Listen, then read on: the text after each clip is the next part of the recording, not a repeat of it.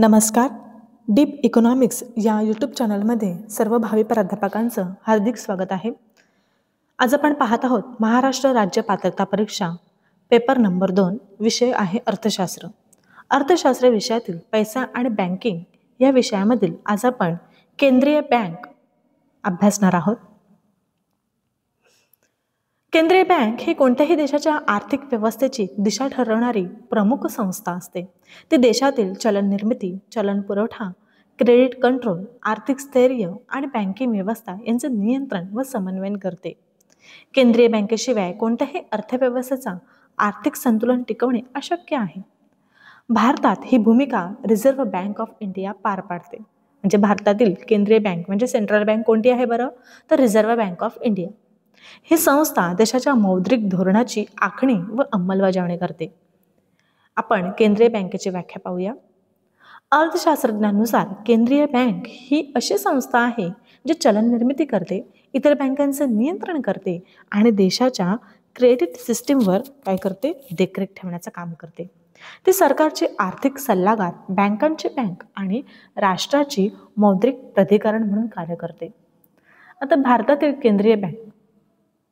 भारतामध्ये केंद्रीय बँक म्हणून रिझर्व्ह बँक ऑफ इंडिया कार्यरत आहे. तिची स्थापना 1 एप्रिल 1935 रोजी झाली. 1949 साली तिचे राष्ट्रीयकरण झाले आणि ती पूर्णपणे सरकारच्या मालकीची बनली. रिझर्व्ह बँकेचे मुख्यालय हे मुंबई येथे आहे. ही संस्था चलनविषयक आणि बँकविषयक सर्व महत्त्वाचे निर्णय घेते. या बँकेची उद्दिष्ट आपण पाहूया. तर केंद्रीय बँकेचं पहिलं उद्दिष्ट आहे चलन फुगवटा आणि चलन कपात नियंत्रित करणे. म्हणजेच काय की भाववाढ आणि मंदी. केंद्रीय बँक चलन फुगवटा म्हणजेच किमतींची सातत्याने वाढ आणि चलन कपात म्हणजेच किमतींची घसरण या दोन्ही स्थितींवर नियंत्रण ठेवते. ती क्रेडिट कंट्रोल साधने वापरून अर्थव्यवस्थेतील पैशांचा प्रवाह नियंत्रित करते. चलन फुगवट्याच्या काळात पतपुरवठा कमी करून महागाई आटोक्यात आणली जाते, तर चलन कपातीच्या काळात पतपुरवठा वाढवून मागणी वाढवली जाते. या संतुलनामुळे आर्थिक व्यवहार काय राहतात? स्थिर राहतात आणि उत्पादन क्षेत्राला स्थैर्य लाभते. दुसरा मुद्दा आहे आपला चलन स्थैर्य राखणं. चलन स्थैर्य म्हणजे चलनाचे मूल्य स्थिर राहणे आणि किमतीत अस्थैर्य निर्माण न होऊ देणे. केंद्रीय मौद्रिक धोरणाद्वारे चलन पुरवठा नियंत्रित करून चलनाचे मूल्य टिकवून ठेवते. चलन स्थैर्यामुळे लोकांचा काय करतो? विश्वास वाढतो, बचत गुंतवणुकीला चालना मिळते आणि आर्थिक विकासाला काय मिळतो? आधार मिळतो. नक्कीच चलन स्थैर्य असेल तर बचत अधिक वाढली जाते, गुंतवणुकीला चालना मिळते, आर्थिक विकासाला काय करतो? आधार मिळतो. चलन स्थैर्य हे केंद्रीय बँकांचे प्रमुख उद्दिष्ट मानले जातं. तिसरा मुद्दा आहे आपला आर्थिक विकासाला गती देणं. केंद्रीय बँक अर्थव्यवस्थेच्या दीर्घकालीन विकासासाठी महत्त्वाची भूमिका पार पाडते.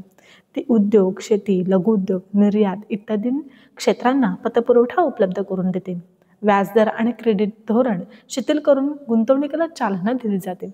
यामुळे उत्पादन, रोजगार आणि राष्ट्रीय उत्पन्न वाढीस लागतं आणि त्यामुळे काय होतं की राष्ट्रीय उत्पन्नात काय होतं? वाढ होतो. व्याजदर व क्रेडिट धोरणाचे नियमन करणे आपला चौथा मुद्दा आहे. केंद्रीय बँक दर, रोख राखीव प्रमाण, वैधानिक राखीव प्रमाण, त्यालाच आपण काय म्हणतो? बँक दरला बँक रेट, CRR, SLR, वैधानिक राखीव प्रमाण त्यालाच काय म्हणतो आपण? SLR. खुल्या बाजारातील व्यवहार या साधनांद्वारे व्याजदर आणि पतपुरवठा नियंत्रित करते. ती कर्जाचे प्रमाण व दिशा ठरवते, ज्यामुळे महागाई, मंदी आणि गुंतवणुकीचे प्रमाण नियंत्रित राहते. अशा प्रकारे केंद्रीय बँक अर्थव्यवस्थेतील पतव्यवस्थेचे नियमन व स्थैर्य राखते. पाचवा मुद्दा आहे आपला वित्तीय स्थैर्य सुनिश्चित करणे. वित्तीय स्थैर्य म्हणजे बँका, वित्त संस्था आणि शेअर बाजार यांचा संतुलित आणि सुरक्षित कार्यभार केंद्रीय बँक सर्व बँकिंग व्यवहारांवर नियंत्रण ठेवते आणि त्यांच्याकडे पुरेशी तरलता राहील याची खात्री करते. बँकिंग संकट, बाजारातील अस्थैर्य आणि घसरण टाळण्यासाठी ते लिक्विडिटी सपोर्ट पुरवते. यामुळे गुंतवणूकदारांचा विश्वास वाढतो आणि वित्तीय प्रमाणे मजबूत राहते. आर्थिक संकट काळात स्थैर्य राखणे. जेव्हा देशात आर्थिक मंदी, बँकांचे अपयश किंवा वित्तीय बाजारातील अस्थैर्य निर्माण होते, तेव्हा केंद्रीय बँक काय करते? म्हणजे लीडर म्हणून त्यांचं काम करत असते. ती व्यापारी बँकांना तात्पुरती कर्ज मदत देते, व्याजदर कमी करते आणि बाजारात तरलता वाढवते. या उपाययोजनांमुळे अर्थव्यवस्थेतील संकटांचा परिणाम कमी होतो आणि आर्थिक पुनरुत्थानाला गती मिळते. वरील सर्व कार्यांद्वारे केंद्रीय बँक चलन व पतपुरवठा नियंत्रित करून काय करते, आर्थिक स्थैर्य राखते. ते महागाई, व्याजदर, गुंतवणूक आणि वित्तीय स्थैर्य यांचे प्रभावी नियमन करून संतुलित आणि शाश्वत आर्थिक विकासाला चालना देते. आता केंद्रीय बँकांची प्रमुख कार्य कुठली आहेत, तर 2 प्रकारचे कार्य असतात, एक पारंपरिक आणि दुसरं विकासात्मक कार्य. तर आपण सर्वप्रथम आपण पारंपरिक कार्याकडे वळूया. तर पहिलं कार्य आहे चलन निर्गमनाचे कार्य. केंद्रीय बँक ही देशातील चलन निर्माण करण्याचा एकमेव अधिकार असलेली संस्था आहे. रिझर्व्ह बँक 5 रुपये आणि त्यापुढील सर्व मूल्यांच्या नोटा जारी करते. 1 रुपयाची नोट आणि नाणे भारत सरकार जारी करते, पण त्यांचे वितरण हे रिझर्व्ह बँकेमार्फत होते. यामुळे चलनाची एकसंधता आणि नियंत्रण राखले जाते. दुसरं पारंपरिक कार्य आहे सरकारची बँक. केंद्रीय बँक सरकारची बँक म्हणून काम करते. ती सरकारची ठेव स्वीकारते, सरकारला कर्ज पुरवते आणि सरकारी रोख्यांची विक्री करते. याशिवाय सरकारचे देयके व व्यवहार केंद्रीय बँकेमार्फत पार पाडतात. तिसरा मुद्दा आहे आपला पारंपरिक बँकांची बँक. केंद्रीय बँक इतर सर्व व्यापारी बँकांचे नियंत्रण करते. व्यापारी बँकांना रोख राखीव प्रमाण ठेवणे बंधनकारक असते, जे केंद्रीय बँकेत जमा करावे लागतात. म्हणजे ज्या व्यापारी बँका आहेत ना, त्यांना रोख राखीव प्रमाण म्हणजे थोडाफार पैसा हा काय केंद्रीय बँकेत जमा करावा लागतो. कर्ज तुटवड्याच्या काळात केंद्रीय बँक त्यांना पुनर्वित्त पुरवते. म्हणजे जर व्यापारी बँकांना पैशांची गरज लागली किंवा तुटवडा जाणवला तर ते केंद्रीय बँकेकडून पैसा घेऊ शकतात. मुद्दा चौथा आपला कर्ज नियंत्रण व नियमन. केंद्रीय बँक अर्थव्यवस्थेतील क्रेडिटचे प्रमाण नियंत्रित करते. चलन फुगवटा झाल्यास ती क्रेडिट आकुंचन करते आणि मंदीच्या काळात क्रेडिट विस्तार करते. यासाठी ती विविध मौद्रिक साधने वापरते, जसे की रेपो दर, रिव्हर्स रेपो दर, CRR, SRR. म्हणजेच काय, जेव्हा बँकांना पैशांची गरज असते तेव्हा ती रेपो दर वगैरे हे काय करते, ती कमी करते आणि मंदीच्या काळात क्रेडिट विस्तार करते. यासाठी ती विविध म्हणजे जसे रेपो दर, रिव्हर्स रेपो दर, CRR, SRR याचा वापर करून ती काय करते, कर्ज नियंत्रण करण्याचा प्रयत्न करते. पाचवा मुद्दा आहे विदेशी चलन व्यवस्थापन. केंद्रीय बँक देशाच्या परकीय चलन व्यवहारांवर नियंत्रण ठेवते. ती विदेशी चलन दर स्थिर ठेवते, निर्यात आणि आयात संतुलन राखते आणि विदेशी चलन राखीव साठ्याचे व्यवस्थापन करते. आता दुसरा मुद्दा आहे आपला विकासात्मक कार्य. दुसरे कार्य कोणतं आहे, विकासात्मक. तर पारंपरिक कार्य झाले आपल्या, तर विकासात्मक कार्याकडे आपण वळूया. वित्तीय विकासाला चालना देणे. केंद्रीय बँक देशाच्या वित्तीय व्यवस्थेचा विकास करण्यासाठी महत्त्वाची भूमिका बजावते. ती उद्योग, शेती, लघुउद्योग, निर्यात व व्यापार क्षेत्रांना आवश्यक वित्तपुरवठा उपलब्ध करून देते. यामुळे उत्पादन, गुंतवणूक आणि रोजगारांच्या संधीमध्ये वाढ होते. केंद्रीय बँक, विकास बँक, कृषी बँक आणि सूक्ष्म वित्त संस्था यांच्या माध्यमातून ग्रामीण व शहरी भागात वित्तीय सेवा पोहोचवते. वित्तीय विकासामुळे अर्थव्यवस्थेची उत्पादन क्षमता व प्रगती दर वाढतो. यामुळे राष्ट्रीय उत्पन्न आणि जीवनमानात सकारात्मक बदल होतो. दुसरं विकासात्मक कार्य आहे आर्थिक नियोजनाला सहाय्य करणे. केंद्रीय बँक सरकारच्या 5 वर्षीय योजनांना आणि विविध विकास कार्यक्रमांना आर्थिक आधार देते. ती सार्वजनिक खर्चासाठी निधी उभारते, कर्ज वाटप, गुंतवणूक धोरणांमध्ये सहकार्य करते. विकास योजना राबवण्यासाठी आवश्यक निधी निर्माण करण्यासाठी ती कर्ज नियंत्रण धोरणे आणि व्याजदर धोरणात बदल करते. अशा प्रकारे केंद्रीय बँक राष्ट्रीय विकास आणि आर्थिक नियोजनाला पूरक भूमिका निभावते. ती सरकारच्या आर्थिक धोरणांना प्रभावी बनवून देशाच्या दीर्घकालीन विकासाला गती देते.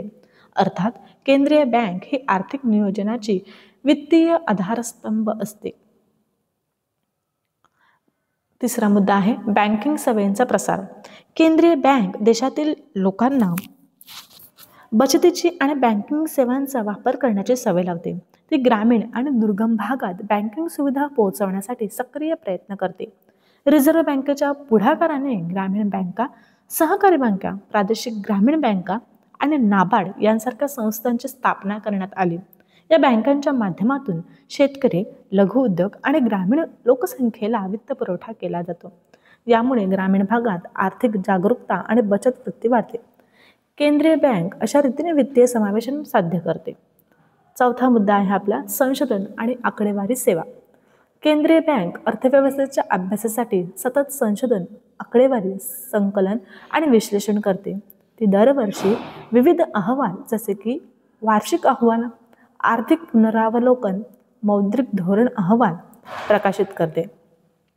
या अहवालांद्वारे अर्थव्यवस्थेतील चलन, महागाई, पतपुरवठा, उत्पादन आणि वित्तीय स्थिती यांचे विश्लेषण केले जाते. संशोधन विभाग हे कार्य पाहतो. या आकडेवारीमुळे सरकार, उद्योग, गुंतवणूकदार आणि संशोधक यांना धोरण आखण्यासाठी मार्गदर्शन मिळते. अशा प्रकारे केंद्रीय बँक अर्थशास्त्रीय निर्णय प्रक्रियेसाठी वैज्ञानिक माहितीचा विश्वासार्ह स्रोत ठरतो. केंद्रीय बँक देशाच्या वित्तीय विकास, आर्थिक नियोजन, ग्रामीण बँकिंग विस्तार आणि संशोधन क्षेत्रात महत्त्वाची भूमिका पार पाडते.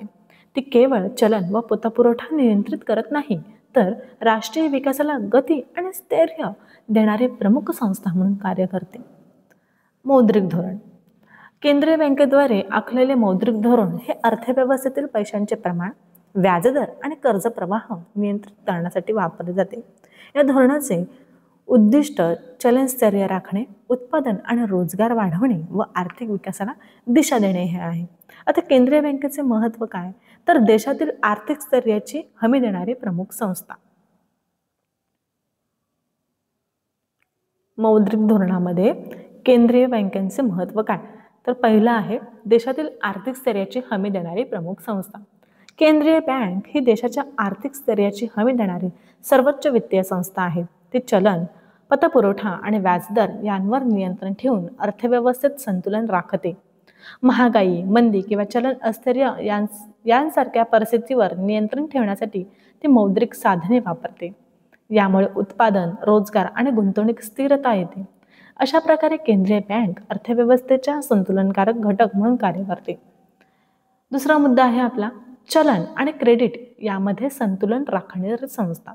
अर्थव्यवस्थेत चलन पुरवठा आणि पतपुरवठा यांचा योग्य समतोल राखणे अत्यंत आवश्यक आहे. केंद्रीय bank CRR, SLR, bank rate, repo rate, open market operations यांसारख्या साधनांचा वापर करून हे संतुलन राखते. चलन फुगवटा वाढल्यास ती पतपुरवठा कमी करते आणि चलन कपात झाल्यास पतपुरवठा वाढते. आलं लक्षामध्ये? जर चलनाचा म्हणजे भाववाढ झाली तर ती पतपुरवठा कमी करते आणि चलन कपात म्हणजे मंदी आली तर पतपुरवठा वाढवते. या धोरणामुळे अर्थव्यवस्थेत मागणी आणि पुरवठ्याचे संतुलन राखले जाते. म्हणून केंद्रीय बँक हे अर्थव्यवस्थेतील चलन व क्रेडिट संतुलनाची नियामक संस्था आहे. मुद्दा चौथा, सरकारची आर्थिक सल्लागार व वित्तीय भागीदार. केंद्रीय बँक सरकारची बँकर, एजंट आणि आर्थिक सल्लागार म्हणून काम करते. ती सरकारच्या खात्यांचे संचालन, कर्ज वाटप आणि रोखे विक्री या कार्यांमध्ये सहकार्य करते. सरकारला आर्थिक धोरणे, चलनविषयक निर्णय आणि कर्ज व्यवस्थापनात सल्ला देते. केंद्रीय बँक सरकारच्या वित्तीय धोरणांना पूरक अशी मौद्रिक धोरणे आखते. म्हणूनच ती सरकारची विश्वसनीय वित्तीय भागीदार व सल्लागार संस्था आहे.